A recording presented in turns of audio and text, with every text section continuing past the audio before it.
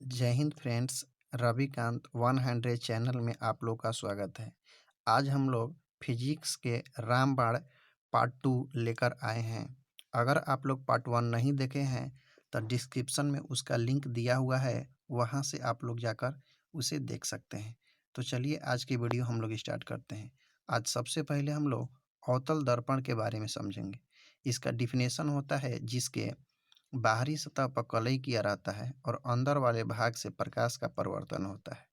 यहाँ पर जो हम लोग के पी है ध्रुव है, एफ जो है फोकस है, सी क्या है वक्रता केंद्र है।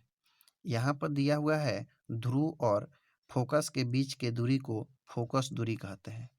ध्रुव और वक्रता केंद्र के बीच के दूरी को हम लोग वक्रता त्रिज्या कहते हैं। फोकस दूरी को हम लोग स्मॉल एफ से डिनोट करते हैं। वक्रता त्रिज्या को कैपिटल आर से डिनोट करते हैं। हम लोग जानते हैं कि चिन्ह पर पार्टी में जो राइट साइड होता है प्लस होता है और जो लेफ्ट साइड होता है वो क्या होता है माइनस होता है। तो हम लोग के जो अवतल दर्पण है इसमें फोकस दूरी लेफ्ट साइड है, इसलिए इसका जो फोकस दूरी का हो जाएगा ऋणात्मक हो जाएगा। आइए हम लोग उत्तल दर्पण के बारे में समझते हैं। उत्तल दर्पण के अंदर वाले सतह पर कलई या पेंट किया रहता है और उसके बाहर वाले सतह से प्रकाश का परिवर्तन होता है। यानी बोल सकते हैं उ से उत्तल और उ से उठा हुआ। यानी जिस दर्पण का प्रवर्तक सतह उठा हुआ होता है उसे हम लोग उत्तल दर्पण कहते हैं। इसमें जो फोकस है राइट साइड है, इसलिए इसका जो फोकस दूरी है वो क्या हो जाएगा प्लस हो जाएगा, यानी कि धनात्मक हो जाएगा। आइए हम लोग देखते हैं नेक्स्ट अवतल दर्पण का उपयोग। पहला है हजामती या दाढ़ी बनाने में, दूसरा टॉर्च वाहनों के हेडलाइटों और सर्च लाइटों में, तीसरा सौर भट्टियों और सौर ऊर्जा को संग्रह करने में अवतल दर्पण का प्रयोग करते हैं। एक बार फिर से देख लेते हैं। हजामती या दाढ़ी बनाने में, टॉर्च वाहनों के हेडलाइट या सर्च लाइट में, सौर भट्टियों या सौर ऊर्जा को संग्रह करने में अवतल दर्पण का प्रयोग करते हैं। इसमें वास्तविक और आभासी दोनों प्रकार के प्रतिबिंब बनता है। यानी बोल सकते हैं रियल इमेज और वर्चुअल इमेज दोनों बनता है किस में अवतल दर्पण में। आइए हम लोग उत्तल दर्पण का उपयोग देखते हैं।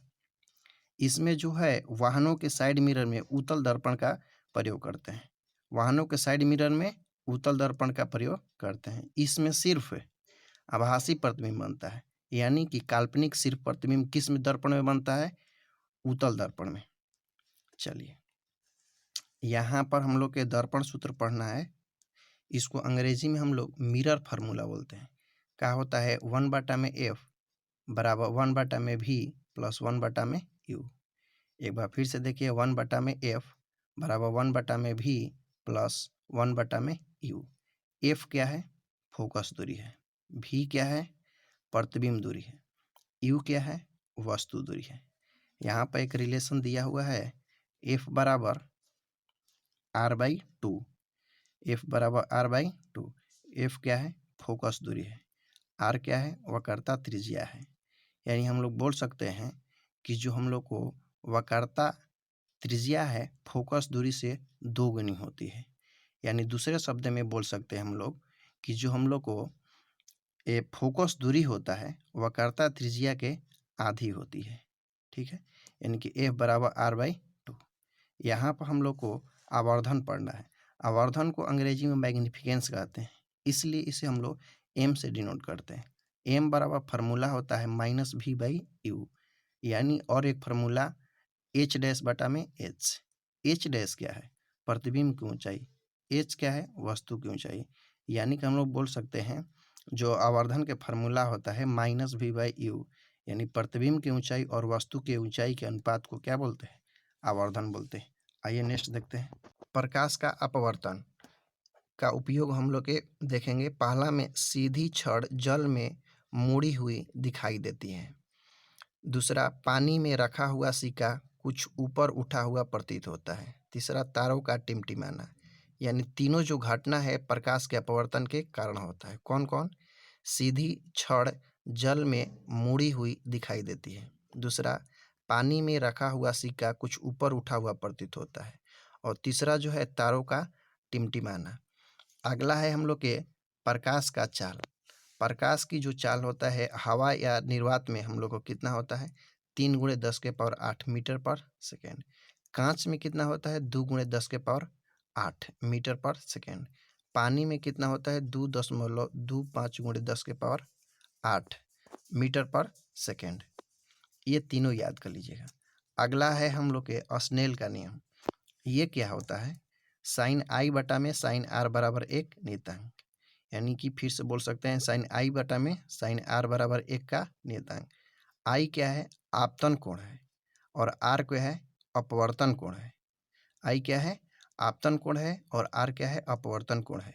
और जो एक नियतांक जो होता है वो अपवर्तन के बराबर होता है।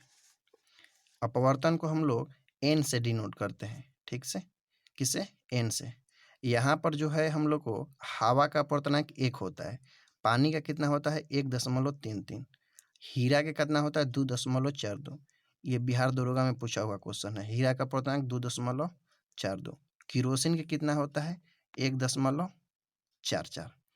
आइए हम लोग अब नेक्स्ट देखेंगे उत्तल लेंस के बारे में। उत्तल लेंस के जो मध्य भाग होता है वो मोटा होता है, किनारा वाला भाग क्या होता है, पतला होता है। मध्य भाग मोटा और जो किनारा वाला भाग है वो पतला होता है। उसे कौन सा लेंस बोलते हैं, उत्तल लेंस बोलते हैं। उत्तल लेंस के लेफ्ट साइड f1 होता है और 2f1 होता है, और राइट साइड का होता है f2 और 2f2 होता है। यहाँ पर हम लोग O है, प्रकाशीय केंद्र है, और f2 है। इसके बीच के जो हम लोग के दूरी है इसको फोकस दूरी बोलते हैं। यहाँ से स्मॉल f है फोकस दूरी। f1 क्या है, प्रथम मुख्य फोकस है, और f2 क्या है, द्वितीय मुख्य फोकस, और O क्या है, प्रकाशीय केंद्र है।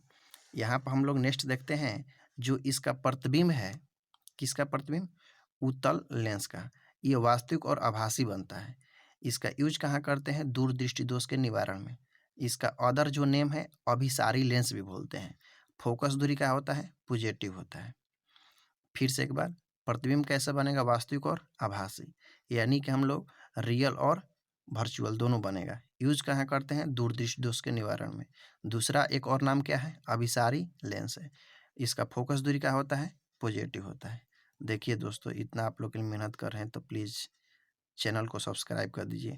और देखिए लाइक बहुत कम आ रहा है दोस्तों, तो प्लीज़ वीडियो को लाइक कीजिए और दोस्तों के बीच में शेयर कीजिए। आइए हम लोग नेक्स्ट देखते हैं अवतल लेंस के बारे में। जो अवतल लेंस होता है इसके मध्य भाग पतला होता है और किनारा वाला भाग मोटा होता है। मध्य भाग क्या होता है, पतला, और किनारा क्या होता है, मोटा। इधर हम लोग के लेफ्ट साइड क्या होता है, f2 होता है। वो क्या है, प्रकाशीय केंद्र है। तो इसका इधर लेफ्ट साइड है तो फोकस दूरी क्या हो जाएगा, ऋणात्मक हो जाएगा। इधर हम लोग देख लेते हैं, इसमें प्रतिबिंब सिर्फ आभासी या काल्पनिक बनता है, किसमें, अवतल लेंस में। इसका उपयोग कहाँ करते हैं, यूज कहाँ करते हैं, निकट दृष्टि दोष के निवारण में। इसका दूसरा नाम क्या है, अदर नेम अपसारी लेंस। फोकस दूरी क्या होता है, निगेटिव होता है, यानी कि ऋणात्मक होता है। आइए हम लोग नेक्स्ट देखते हैं। यहाँ पर जो है लेंस सूत्र दिया हुआ है, यानी कि लेंस फार्मूला क्या होता है, 1/f बराबर 1/v माइनस 1/u। एक बार फिर से 1/f बराबर 1/v माइनस 1/u। अगर यहाँ पर माइनस है तो ये लेंस सूत्र हो गया, अगर यहीं पे प्लस होता तो दर्पण सूत्र हो जाता। f क्या है, फोकस दूरी, v क्या है, प्रतिबिंब दूरी, और u क्या है, वस्तु दूरी है। यहाँ पर देखिए आवर्धन, आवर्धन को किसे डिनोट करते हैं, m बराबर प्लस v/u बराबर h'/h। देखिए दोस्तों, अगर यहाँ पर प्लस हो जाएगा तो ये हो जाएगा आपको लेंस में, अगर यहीं पर माइनस हो जाता तो ये कहाँ हो जाता, दर्पण में। एक बार फिर से फार्मूला, m बराबर प्लस v/u बराबर h'/h। अब नेक्स्ट देखते हैं हम लोग, दिया हुआ है लेंस की क्षमता, पावर ऑफ लेंस, यानी P बराबर 1/f। P क्या है, लेंस की क्षमता, F क्या है, फोकस दूरी है। यहाँ पर देखिए, यदि फोकस दूरी सेंटीमीटर में होगा तो इसके लिए फार्मूला P बराबर 100/f हो जाएगा। ये कब फार्मूला लाएगा, जब जो फोकस दूरी किस में होगा, सेंटीमीटर में होगा। तो कौन सा फार्मूला लाएगा, F बराबर P बराबर 100 में क्या हो जाएगा, F। यहाँ पर देखिए दोस्तों, दिया हुआ है लेंस की क्षमता, लेंस की क्षमता का एसआई मात्रक क्या होता है? Metre inverse. लेंस की मात्रक क्या होता है? डायऑप्टर होता है।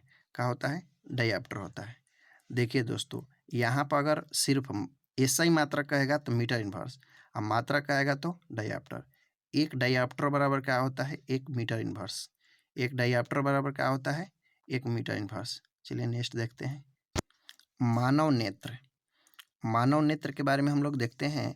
जो मानव नेत्र होता है, इसमें जो प्रतिबिंब होता है हम लोग के रेटिना पर बनता है। कहाँ बनता है? रेटिना पर। निकट जो दृष्टि होता है 25 सेंटीमीटर, दूरदृष्टि दोष कितना होता है? अनंत होता है। और इसमें कैसा प्रतिबिंब बनता है? वास्तविक, उल्टा और छोटा। एक बार फिर से देख लेते हैं। प्रतिबिंब कहाँ बनता है? रेटिना पर। न्यूनतम दूरी कितना होता है हम लोग को? 25 सेंटीमीटर। और जो दृष्टि कितना होता है? अनंत। कैसा प्रतिबिंब बनता है? वास्तविक, उल्टा और छोटा। यहाँ पर तरंग दैर्ध्य दिया है। सबसे ज़्यादा लाल रंग का, सबसे कम बैगनी रंग का, लेकिन विचलन सबसे ज़्यादा बैगनी रंग का, और सबसे कम किसका होता है? लाल रंग का। एक बार फिर से देख लेते हैं। तरंग दैर्ध्य सबसे ज़्यादा लाल रंग का, सबसे कम बैगनी रंग का, विचलन सबसे ज़्यादा बैगनी रंग का, और सबसे कम किसका होता है? लाल रंग का। देखिए दोस्तों, एक आप लोग के लिए मोटिवेशन शेर बोलना चाहते हैं। दिल में अरमान लिया, मंजिल को अपना मान लिया। दिल में अरमान लिया, मंजिल को अपना मान लिया। मुश्किल क्या आसान क्या, जब ठान लिया तो ठान लिया। जय